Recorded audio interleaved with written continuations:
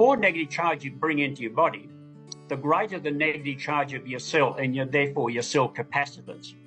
So you do this by drinking water with a negative charge, you drink food with a negative charge, you get adequate sunlight because infrared light gives you negative charge, and of course grounding, if you're grounding on the earth, my bottle top device, this one here, if you just put your spring water through that, by just doing you do an anti-clockwise spin, to get the vortex going. That nice vortex, right? Which is how it actually is a part of the reason why it gets a negative charge back into it, is the vortexing?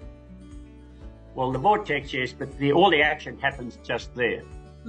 So the vortex in itself doesn't produce negative charge. Okay. It took me a long time to work this out, but actually I decided to do it the same way as Schauberger did it, and they sit by the river and basically ask the river, well, how do you do it?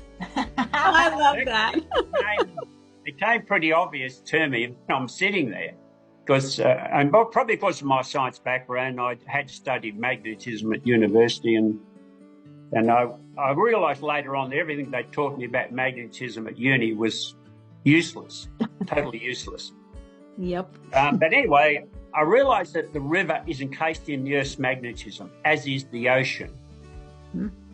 And also, these open water systems are receiving electromagnetic energy from light, from sunlight, moonlight, starlight.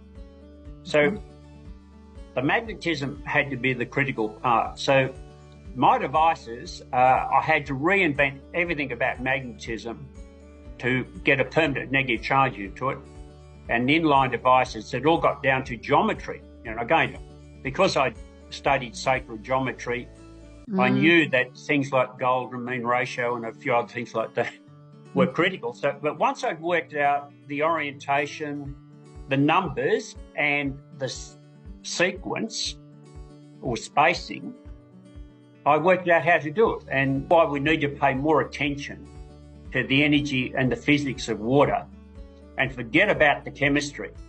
The chemistry to your cell is irrelevant. The only thing that's relevant to a cell is the charge, because when that charge falls, you're into the zone of disease.